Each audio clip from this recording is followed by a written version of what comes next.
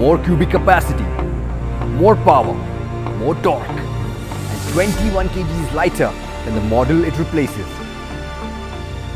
This is the Kawasaki Z900. And as I suck at math, allow me to crunch these numbers like this.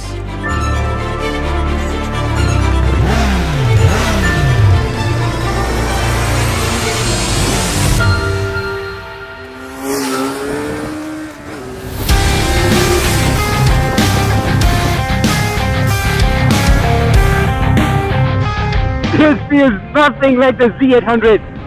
It is better in every possible way. Because with 21 less kgs holding it back and a boosted cubic capacity which is just 95 shy of the Z1000, the Z900 is a whole different animal altogether. You have an extra 15.6 Newton meters of torque, which is perfectly matched to the shorter gear ratios, which is enough to hoist the front wheel in the air in the first 3 gears.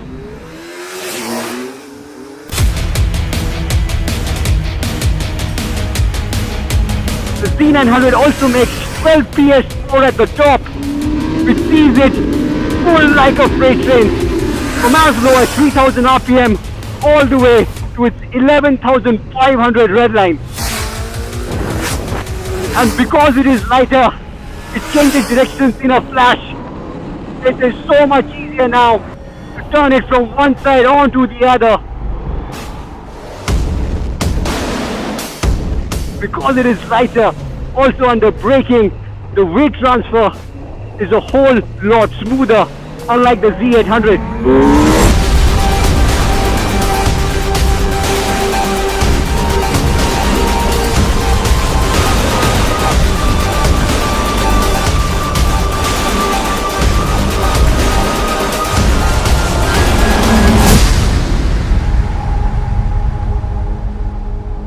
Going light is definitely the way to go. And a big chunk of the weight saving is down to the new chassis. This trellis frame, which we first saw on the Kawasaki H2, well, this one's similar. It weighs all of just 13.5 kgs. A far cry from the heavy-duty steel pipes on the Z800. And you also have the aluminium swing arm and the lighter alloys to help you save some more weight. And with the weight under check, Kawasaki then focuses attention on improving some other bits which would make the Z900 a better urban weapon. Like the seat height. You're now sitting a good 39mm lower than the Z800, which means that even if you're as short as Danny Pedrosa, there's a good chance that both your feet are still firmly on the ground. And also, moving the bike around in the parking lot will no longer be a chore like the Z800. Also, because you are sitting lower and the foot pegs are now a little more front set, there is not as much pressure on your wrists. And that's also down to the redesigned tank, because now you can grip it a lot better because it's a lot narrower here. Unlike the tank on the Z800, which spread your legs so far apart, you very well just could be giving birth. And then once you start rolling, you really admire the lightness of the slip and assist clutch. It's an absolute boon in the city. But that's before the engine steals the limelight. The engine on the Z800 was already fantastic to start with, and this one is even better because it's as smooth and refined as you expect it to be, but it is also a lot more tractable. You can putter around in the city on the Z900, the 4th gear without any problem, and you also have a dedicated overdrive 6th gear for the highway. Also in terms of vibration, just like on the Z800, they do creep in on the foot pegs at around 7,000 RPM. But to be honest, the rubber mounting and the dampening weights do a decent job of keeping them in check. So is the Z900 head and shoulders better than Kawasaki's highly successful middleweight naked?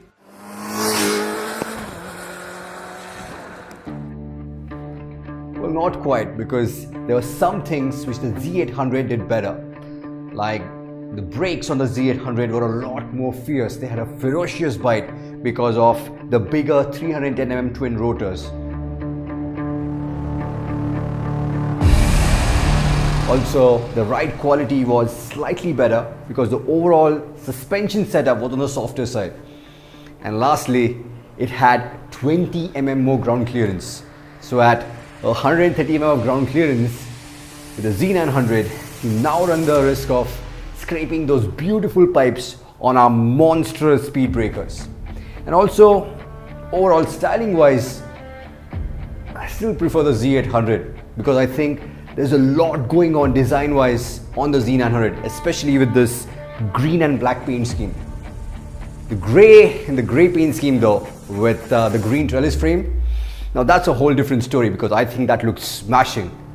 Opinions aside, there's no denying the efforts that Kawasaki have taken to ensure that the successor of the Z800 is a worthy one. There's no denying that the Z900 is most definitely a better motorcycle. It's lighter, it's agile, and it has one hell of a motor. It is refined, punchy, and so tractable. You can buy the Z900 for 9 lakhs ex-showroom Delhi, which includes all the crash protection which you'll need and also the taller windscreen. I think that's phenomenal pricing, and that allows the Z900 to lock horns with its really fierce competitor, which is Street Triple 765. I know the Z900 doesn't have any of the electronics which the new Street Triple boasts of, but if you look at the pricing, I think we have quite an epic battle on our hands, a contest that we cannot wait to instigate.